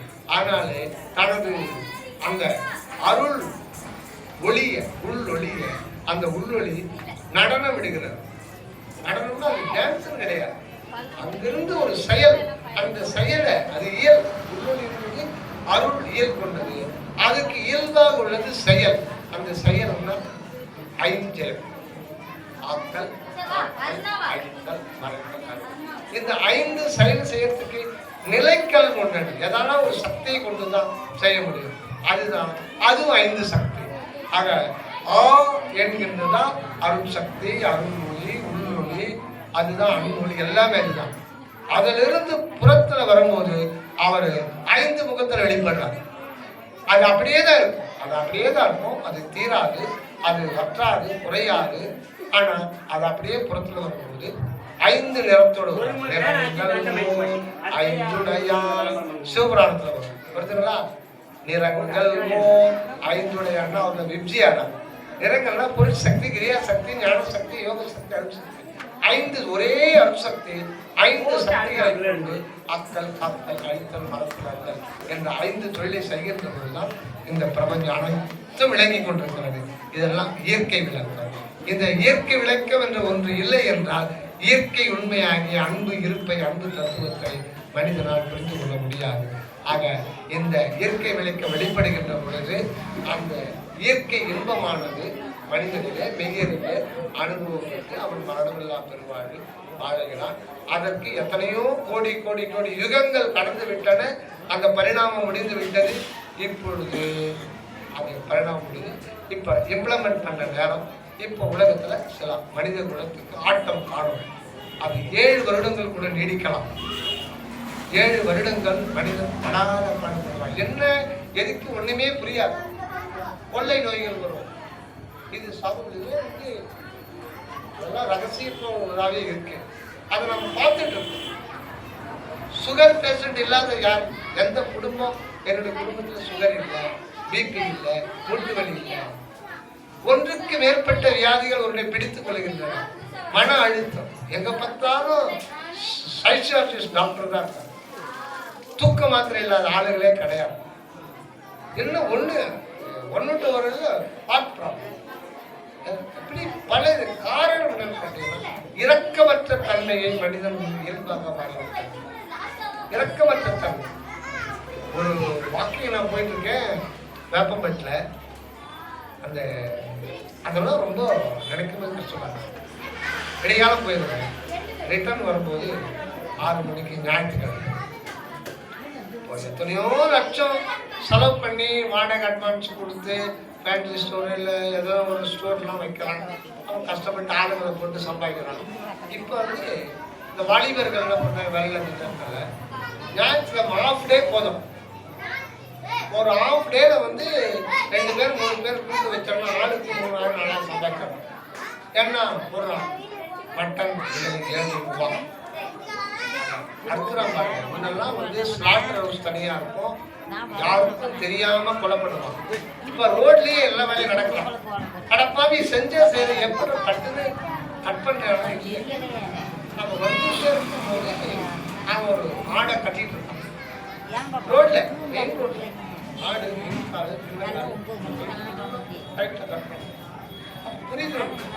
ஆடு அடக்க போறான், அது உதைக்கும், அது உதைக்க கூடாது.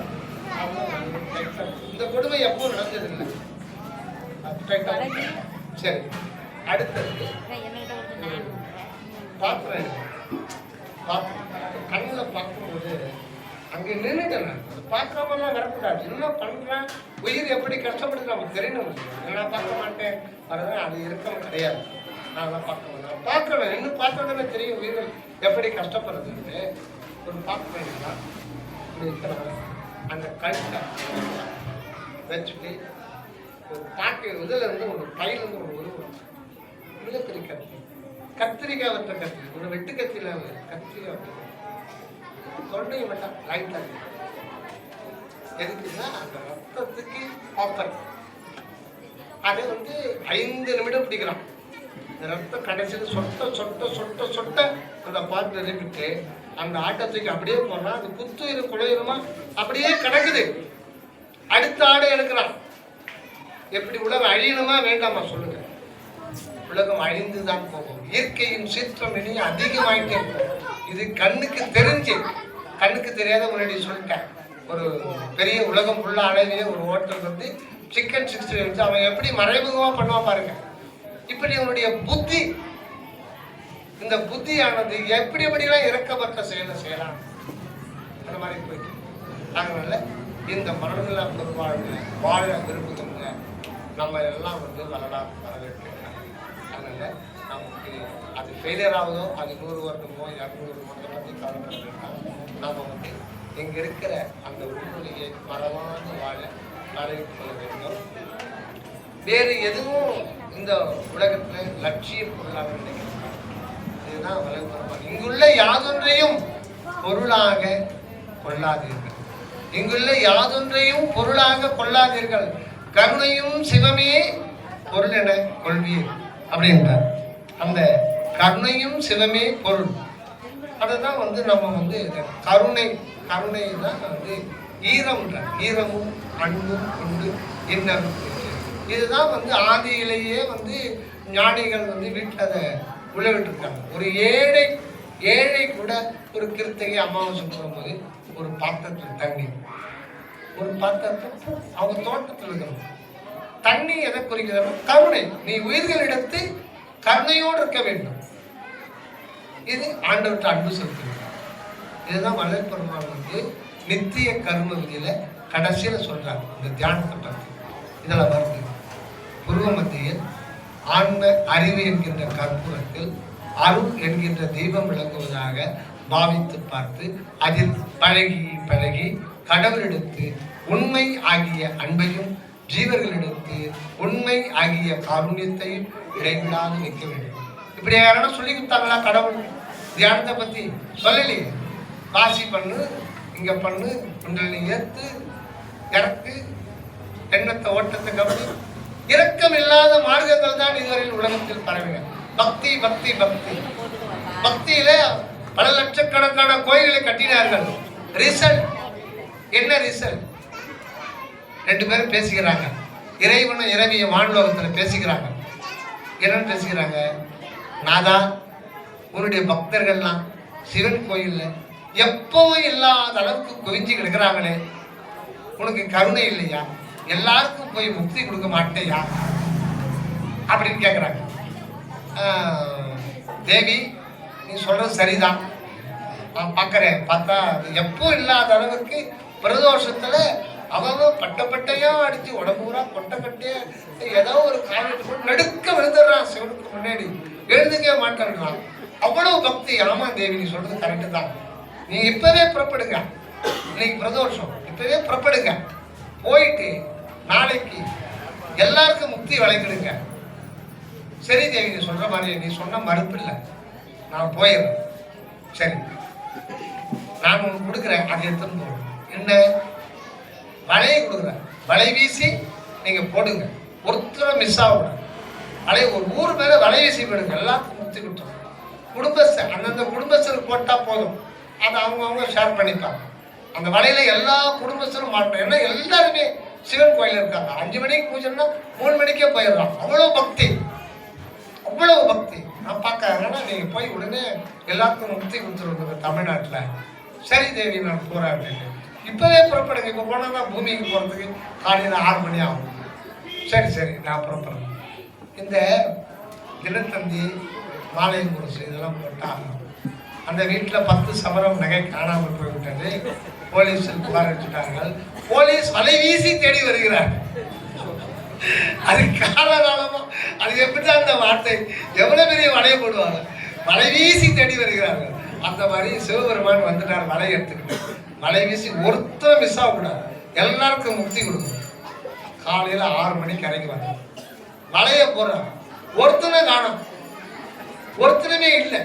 ஒன்றும் புரியல, ஏன்னா இது ஒருத்தனை காணும். அத்தனை பேரும் நடுக்க குடும்பத்தோட வந்து விடுந்தாங்க. கொட்டை கட்டிக்கிட்டு சிவசிவா சிவசிவா சிவசிவா காய் வீசிட்டு. அப்புறம் ஒன்றும் புரியல. தேவி இது மாதிரி சொல்லி விட்டா என்ன பண்ணுறதுன்னு சொல்லிட்டு அப்படியே அந்த வலையை போட்டபடியே விட்டு அந்த தெருவில் வர்றாங்க. ஒரு பெரிய ரொம்ப வயசானவர். அவர் வந்து ஏதோ ஒரு மனைவிக்கிட்டே வர்றாரு. நல்லா பட்டை அடிச்சுட்டு கிட்ட கட்டிக்கிட்டு ஒரு சாதாரண ஏழை. அவருக்கு கேட்குறேன், ஏன் பெரியவரை இந்த குடும்ப தலைவனுங்களாம் எல்லாம் நேற்றுலாம் என்ன வணங்குறாங்க.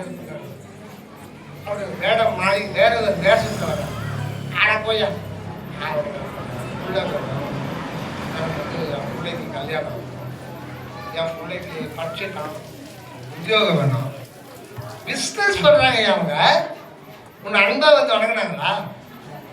உன் பொண்டாட்டி அதெல்லாம் வந்து உன்னை அன்பா வணங்கினாங்களா? உன்னை வியாபார நோக்கத்தில் அணுகினா மட்டும் வியாபாரம் பண்ணாங்க அப்படின்னு சொல்லிட்டு ஒரு இது பண்ணிட்டார். இந்த மாதிரி இது கூட்டமாக இருந்தது. இப்போ ஒருத்தரும் காரணம் போக எல்லாம் பஜார்ல இருப்பாங்க. பஜார் இல்லையா? அப்படியா? எதுக்கு பஜார்? நீ போய் பாரு. பஜார் கொண்டு மொத்தம் மீன் கடை, புரோட்டீன்ஸ், விஜய் புரோட்டீன்ஸ், விஜய் உயிருடன் கோழி, ஒரு கடையில் உயிருடன் கோழியா விஜய் புரோட்டீன்ஸ், உயிருடன் கோழி மொத்த வரிசையில் எல்லாமே இருக்கு. அடப்பாவீங்களா, இந்த உயிருக்குள்ளதான நான் இருக்கேன். அப்போ கோயில் வழிபாட்டினாலே, பக்தி வழிபாட்டினாலே ஆதி காலத்தில் வந்து இப்ப பிரயோஜன ரிசல்ட் என்னாச்சு? எந்த கோயிலையாவது எல்லா உயிர்களிலும் கடவுள் இருக்கிறார் அந்த வாசகத்தை போட்டா அது நிலைக்கு வர எடுத்துருவாங்க.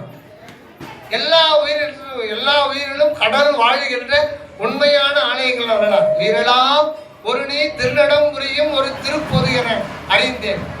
உயிரெல்லாம் ஒரு நீ திருநடம் புரியும் ஒரு திருப்பொது என அறிந்தேன். உயிர் தான் உண்மையான கோயில் சொன்னாரு. எல்லா உயிர்களும் கடவுள் விளங்குகின்ற உண்மையான திருக்கோயில்கள் ஆகும் அப்படின்னு ஒரு கோயில போட்ட பெரிய கோயில் 2 நாள் வச்சிருந்தாங்க. அப்புறம் சொன்னாங்க பெரிய அட்டை காணும். என்னன்னா எல்லா உயிர்களுக்கும் அன்பு செஞ்சு அதுதான். அப்புறம் எவன் கோயிலுக்கு வருவான்? எப்படி தப்ப காசு கிடைக்கும்? அப்ப கோயில் வழிபாட்டு ultimate result what is the result? Nothing. மனித மனம் மாசுபட்டு சுயமாக ஆகையினால இப்ப ஈரம் தான். அப்புறம் தான் அதனால முதல்ல ஈரம்ன்ற அதனால கருணையும் சிவம். முதல்ல கருணை வைக்கிறேன். கருணையும் சிவம். அப்புறம் நீ கடவுள். எல்லா பேரும் நான் இருக்கத்தை நீ தெரிஞ்சுக்கிட்டு அன்பு செய்தாதான் நீ என்னால அன்பு செய்ய முடியும். நான் உனக்கு காட்டுவேன். அதனால்தான் தண்ணி வைக்கிறான். ஒரு டம்ளர் தண்ணி வைக்கிறான். நீ முதல்ல ஜீவராசிகளுக்கு அன்பு செய். அன்பு பண்ணி செய். தயவு தொண்டு இரக்கத்தோடு அன்பு காட்டும். எந்த உயிருக்கு தீமை செய்யாத. அது துன்பப்படுச்சுன்னா உன்னால் ஆன உதவியை வஞ்சனை இல்லாத செய் அப்படின்னா சொல்லி. இது 2ம் போனவர்கள் நம்ம ஜோதி தெரியும். அது தெரிஞ்சவங்க நம்ம ஜோதி காட்டலாம். இது 3 தான் ஒரு கடவுள் வழிபாடு. நம்ம கத்திரிக்காய் முருங்கைக்காய் அவரைக்காயெல்லாம் கடவுள் வேண்டிய அவசியம் இல்லை. சாப்பாடு ரசம் இதெல்லாம் கடவுள் கேட்கணும். அன்பு தியானம் தான். இப்போ அப்படி இல்லை. வெள்ளிக்கிழமை கும்பிட்றாங்க, செவ்வாய்க்கிழமை கும்பிட்றாங்க. இதுதானே இருக்கு. அந்த பாடல் மட்டும் அந்த ஈரம் அன்பு இருந்தால் இரவாமை கடவுள் ஒரு பாடல் பண்ணாரு. அந்த ஆரேடி பந்து பாடல் இருக்கும். அந்த பாடல் மட்டும் பாடிட்டு இத்துடன் இன்றைய விசாலத்தை முடித்துக் கொள்வோம். அடுத்து நாளைக்கு பார்ப்போம்.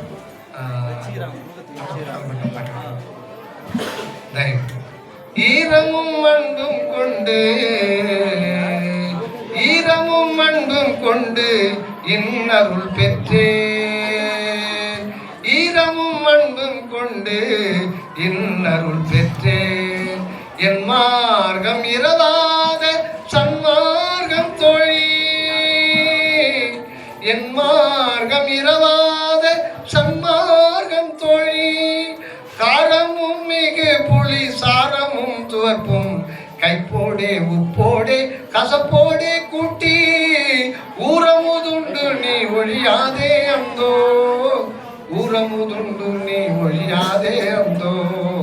ஊழிதோர் ஊழியும் உளவாமை நல்கும். ஆரமுதுண்டு என்னோடாடேடி பந்து. ஆரமுதுண்டு நீ என்னோடு ஆடேடி பந்து. அற்பெரும் ஜோதி கண்டு ஆடேடி பந்து. ஆடேடி பந்து. அற்பெரும் ஜோதி அற்பெரும் ஜோதி தனிப்பெரும் கருணை அற்பெரும் ஜோதி. ஆன்மாவை அறிந்து கொள்வோம், ஆனந்தமாக வாழ்வோம். ஆன்மாவை அறிந்து கொள்வோம், ஆனந்தமாக வாழ்வோம். அகவிருந்து வருக அருளுடன் அனகமாக வாழ்க தயவுடன். இங்கே அமர்ந்திருக்கின்ற அற்பெருஞ்சோதி ஆண்டவர்கள் அனைவருக்கும் பணிவான வந்தனம் தயவு.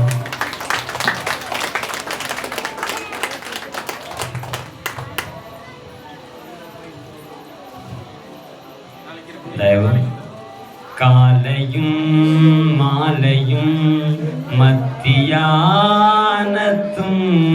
கடுக்கும் இரவினும் மாலையினும் வந்து என்னை ஆட்கொண்டீர். ஐயா இந்த காலை நேரம் அது மாதிரி மாலை நேரம் இந்த 2 பொழுதும் நமக்கு நினைச்சாலும் சீக்கிரமாக தூங்க முடியாது. அந்த விடியலுக்கும் அந்த இருள் விலகிற நேரமும் அதேமாரி மாலையில் அந்த இருள் தொடங்குற நேரமும் இந்த 2 நேரமும் அருள் நேரம். அந்த நேரத்தில் நம்ம தியானம் பண்ணுறது விசாரம் பண்ணுறதுங்கிறது ஒரு மிகப்பெரிய அருள் தயவு. ஐயா சரியாக அந்த சாயந்தர நேரமாக ஆரம்பித்து ஒரு மிகப்பெரிய அருள்வரியை நமக்கு வள்ளல் பெருமான் உள்ளே புகுந்து சரவணந்தா சாமி பக்கத்துலேயே உட்காந்துட்டு அதை கோசல்ராமன் ஐயா வடிவெடுத்து எல்லாத்தையும் கொடுத்துருக்காங்க. இதெல்லாம் அது கிடைத்திருக்கிற ஒரு வரப்பிரசாதம். நான் உங்களை சொல்லலை, அவங்க 2 பேரும் உங்களை வச்சுட்டாங்கன்னு சொன்னேன். ஐயாவை பயன்படுத்திட்டு அவங்க 2 பேரும் சொல்லிட்டாங்க. இது ஒரு மிகப்பெரிய நமக்கு கிடைத்த வரம். அந்த வரத்தை பெற்றுக்கொள்ள வந்து இங்கே இருக்கின்ற அத்தனை அருட்பெருஞ்சோதி ஆண்டவர்களையும் ஒருமித்து மீண்டும் வணங்கி நாளைய நிகழ்வு மட்டும் சொல்லிட்டு நிறைவு பண்ணிக்கலாம். நாளைக்கு வந்து இந்த ஒரு குறு நாடகம், இந்த பிள்ளைங்களோட இன்னைக்கு என்ன பண்ண மாதிரியே குறு நாடகம் ஒன்று இருக்குது. அப்புறம் அது இல்லாமல் கலை நிகழ்ச்சிகளாக சின்ன சின்ன பாடல்கள், 2-3 பாடல்கள் இதெல்லாம் இருக்குது. அது மட்டும் இல்லாமல் முக்கிய நிகழ்வாக நம்மளோட இந்த உள்ளடி தியானத்தோட முக்கிய நிகழ்வாக இதை பற்றிய நேரடி விளக்கமும் அருள் தியானமும் நாளைக்கு பண்ண போகிறோம். அந்த தியானத்தில் நம்ம வந்து நிலைக்கணும், அந்த உணர்வை நம்ம எல்லாம் பெற்றுக்கணும். இதெல்லாம் புத்தகத்தில் பார்த்து படித்து தெரிஞ்சுக்கலாமே. அந்த புத்தகம் தான் இருக்குது அப்படின்னா, கூடுவார் கூடுதலை அன்றி வீடும் வேண்டாம் அப்படின்னு திருநாவுக்கரசர் சொல்லியிருக்காங்க. அதாவது கூடுதலை அன்றி வீடும் வேண்டாம் அப்படின்னு சொல்லியிருக்காங்கன்னா, அந்த அடியார்களோட கூடியிருக்க இடத்துல கூடி குழாவே இருக்கும்னு வள்ளல் பெருமான் சொல்லியிருக்காரு. அப்போ அடியார்கள் கூடியிருக்க இடத்துல தான் அந்த உணர்வை அப்படியே அள்ளி வழங்குறாங்க. ஏன்னா அந்த இடத்துல நேரடியாக திருவூரிலே இறங்கி வந்து அந்த அங்கே உள்ள எல்லா ஆத்மாக்களுக்கும் நிகர் இல்லாமல் இன்னார் இருக்காங்க இன்னார் இல்லை இந்த நிலையில் இருக்காங்க அப்படின்னு பார்க்காம நேரடியாக எல்லாத்துக்கும் மொத்தமாக ஐயா சொன்ன மாதிரி வலையை வீசி கொடுத்துட்றாங்க. ஆனால் அந்த நிகழ்வு இங்கே நடந்துகிட்டு இருக்கு. நாளைக்கும் இது நடக்குது. இது தொடங்கி எக்காலத்தும் இங்கே நடக்கும். ஏன்னா பெருமானார் அங்கே ஐயா வந்து அங்கே சொல்லும்போது, இந்த தியான நிகழ்வை நம்ம புஷ்பவனத்தில் சொல்லும்போது ஒரு விஷயம் சொன்னாங்க. இந்த சத்திசார் நிகழ்வு எந்த இடத்துல நடக்குதோ நேரடியாக பிரபஞ்சத்துக்கு அதுக்கும் தொடர்பு ஏற்பட்டு அந்த இடத்துல நின்று நினைச்சிருங்க அப்படின்னு சொன்னாங்க. அது அந்த இடத்துலேருந்து அன்றைக்கி உணர்ந்தோம். அதே உணர்வை நீங்கள் நிச்சயமாக நாளைக்கு பெற்றுக்கொள்வீர்கள். அதில் எந்த மாற்றமும் இல்லை. இது எப்படியோ தொடங்கிட்டு அது நாளைக்கு நீங்கள் அந்த தியானம் பண்ணும்போது முற்றும் தான் நாளைக்கு உணரலாம். அதனால் இன்னும் அன்பர்கள் நாளைக்கு தான் ஞாயிற்றுக்கிழமைனால நிறைய பேர் கூடுதலாக வரதா சொல்லியிருக்காங்க. இருக்கிற அன்பர்கள் இருந்து இந்த அந்த அருளுடைய நீங்கள் பெற்றுக்கணும் அப்படின்னு தாழ்மையாக வேண்டி நாளைய நிகழ்வை திருவூரில் நடத்தி வைக்கணும் என்று பிரார்த்தித்து இந்த நிகழ்வைத்தோடு நாளை தொடங்கும் என்று நிறைவடையும். முன்னால்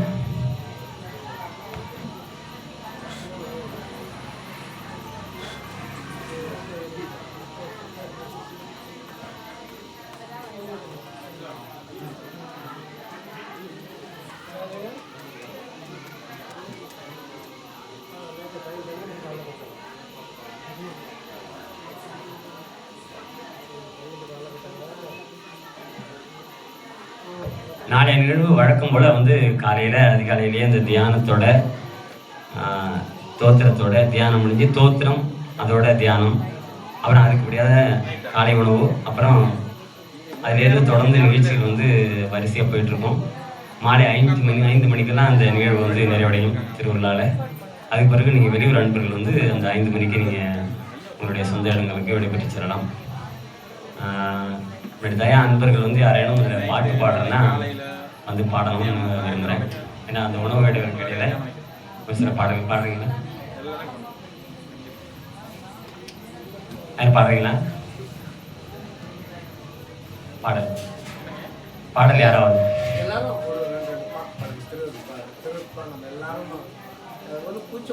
ஒரு பாடல் யாராவது பாடி நம்ம அப்பா திருச்சிற்றம்பல தந்தையர் தானே பாடுறோம். ஒரு பாட்டு பாருங்க. என்ன பார்த்து படிச்சாலும் வாங்க எல்லாரும்.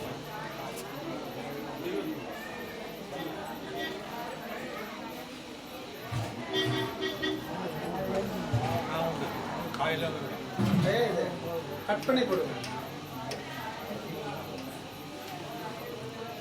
அது சேவ் பண்ணிடுங்க.